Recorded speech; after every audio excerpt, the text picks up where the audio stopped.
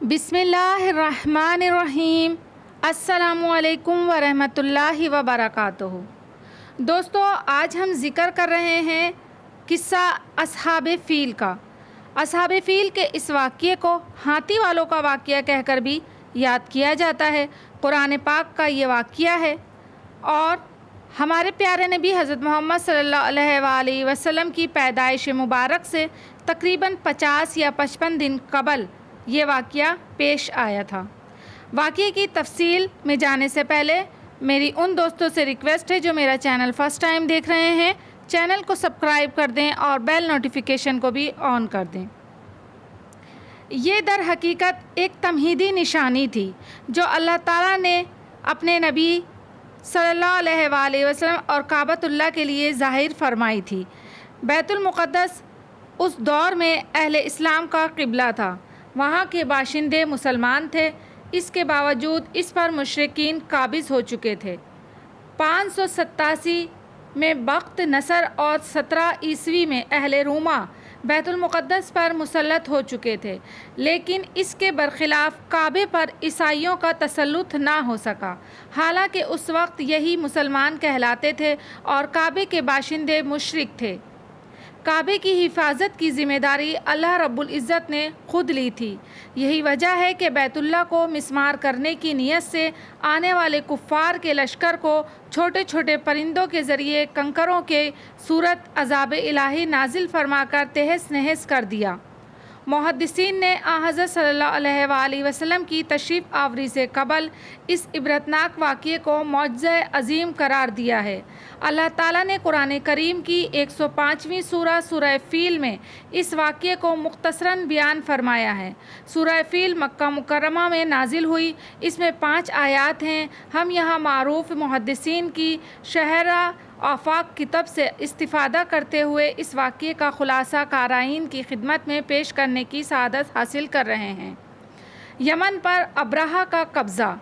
یہ 525 عیسوی کی بات ہے کہ جب ملک یمن پر یہودی فرما روا ذو نواس حکمران تھا۔ علامہ ابن کثیر نے اسے مشرک لکھا ہے۔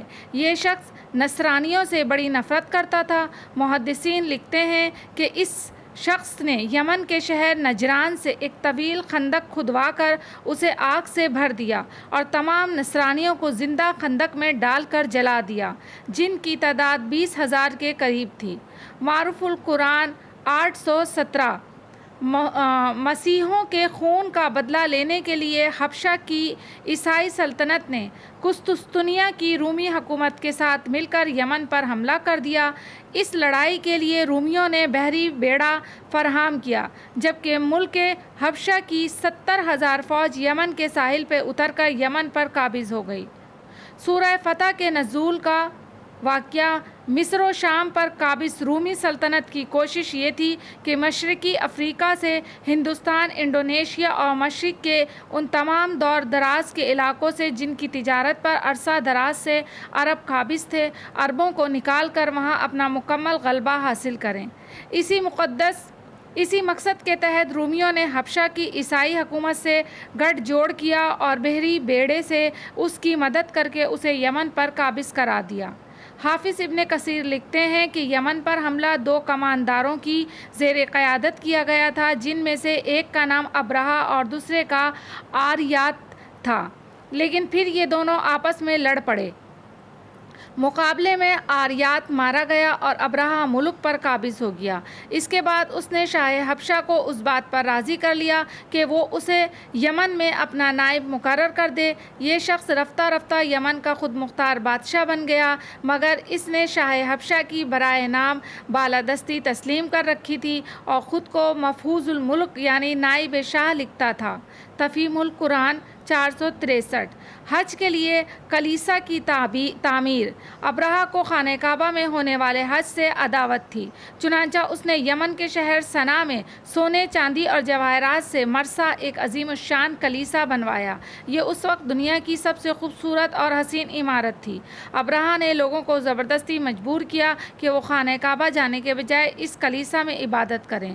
عربوں کو جب ابرہہ کی اس ناپاک جسارت کی اطلاع ملی تو ان میں غم و غصے کی لہر دوڑ گئی۔ بنو کنانا کے ایک شخص نے رات کی تاریکی میں کلیسا کے اندر جا کر اس کی دیواروں اور عبادت کی جگہ پر نجاست مل دی۔ ابرہہ کو جب صبح کا اس کا الہام ہوا تو وہ غصے سے پاگل ہو گیا اور اس نے خانہ کعبہ کو ڈھانے کا فیصلہ کر لیا۔ ابرہہ نے بادشاہ نجاشی سے اجازت مانگی۔ اس نے اپنے خاص اور کوہ پیکر ہاتھی محمود سمیت 8 دیگر طاقتور ترین ہاتھیوں کو ابرہہ کے پاس بھیج دیا۔ مقصد یہ تھا کہ بیت اللہ کی ستونوں پر لوہے کی مضبوط اور طویل زنجیریں باندھ کر ان زنجیروں کو ہاتھیوں کے گلے میں باندھ دیں اور انہیں ہنگا دیں تو سارا بیت اللہ فوراً زمین پر آ رہے گا۔ مکہ مکرمہ کی جانب پیش قدمی۔ ابرہہ 60,000 فوج کی ایک بہت بڑے لشکر کے ساتھ بیت اللہ شریف کی جانب روانہ ہوا۔ فوجی لشکر کے آگے 9 یا 12 قوی ہیکل ہاتھیوں کا ریوڑ تھا جس پر ماہر ترین تیر انداز سوار تھے۔ درمیان میں شاہ نجاشی کی خاص ہاتھی محمود پر ابرہہ غرور و تکبر سے سرشار ریشم و کم خواب کے گدھوں پر برجمان اللہ کے گھر کو ڈھانے کے لیے نکلا۔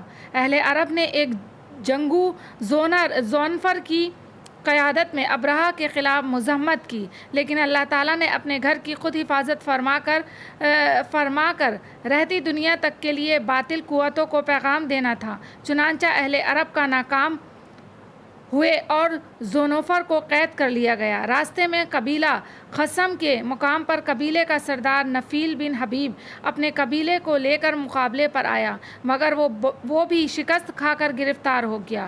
کفار کا یہ ٹڈی دل طائف کے قریب پہنچا تو طائف کے رہائشی قبیلے ثقیف کے لوگوں نے اس فوج سے مقابلہ نہ کرنے کا فیصلہ کیا۔ گرد و غبار کا یہ طوفان نہایت تیز رفتار کے ساتھ مکہ مکرمہ کی جانب بڑھ رہا تھا۔ بیت اللہ شریف نے 8 کلومیٹر دور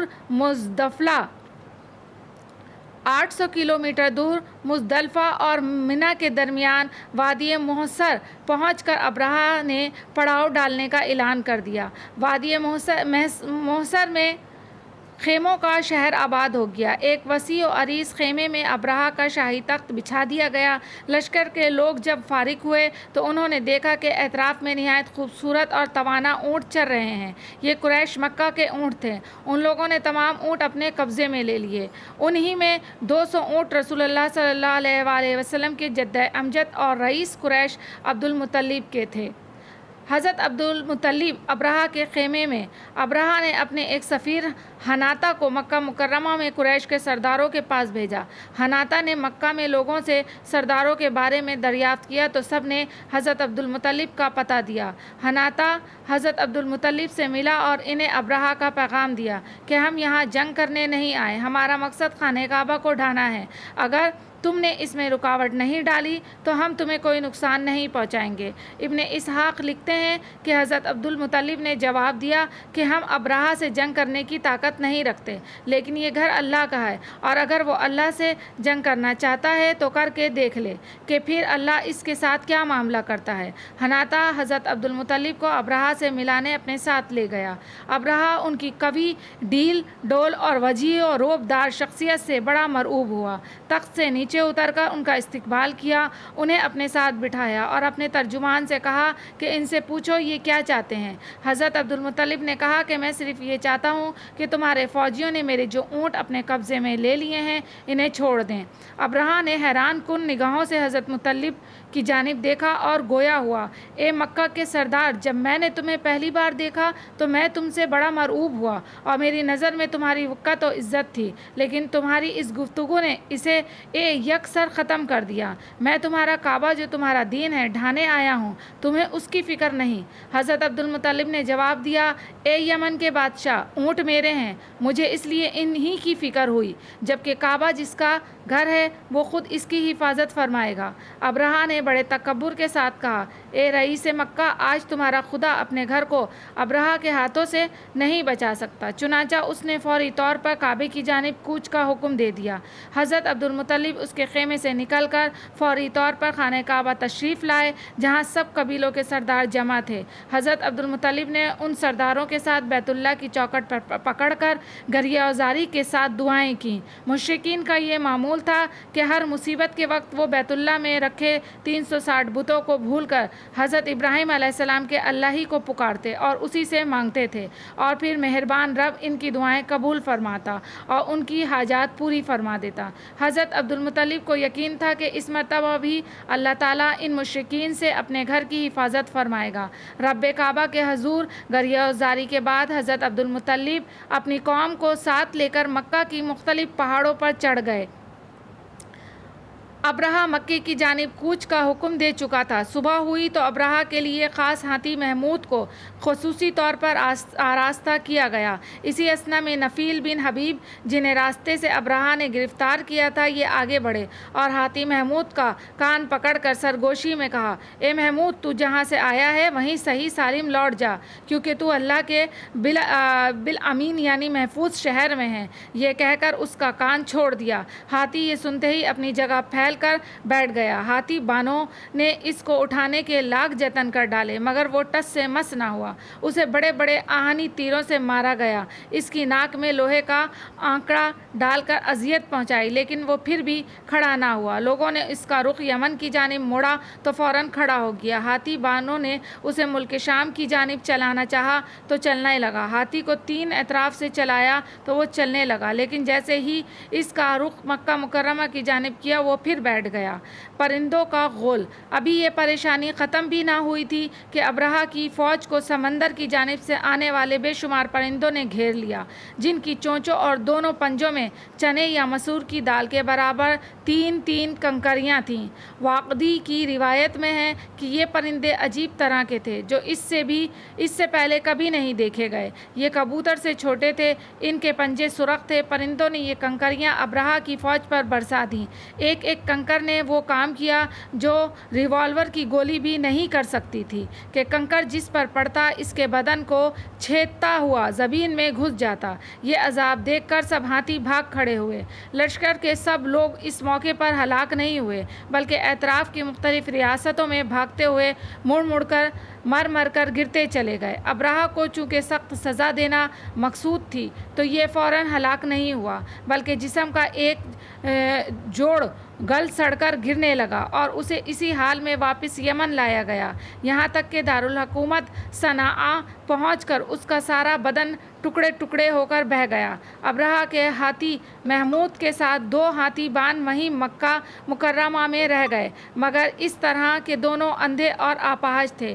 محمد بن اسحاق نے حضرت عائشہ سے روایت کی ہے کہ انہوں نے فرمایا کہ میں نے دونوں کو اس حالت میں دیکھا ہے کہ وہ اندھے اور اپاہج تھے۔ حضرت عائشہ کی بہن حضرت اسماء نے فرمایا کہ میں نے دونوں اپاہج اور اندھوں کو بھیک مانگتے ہوئے دیکھا ہے۔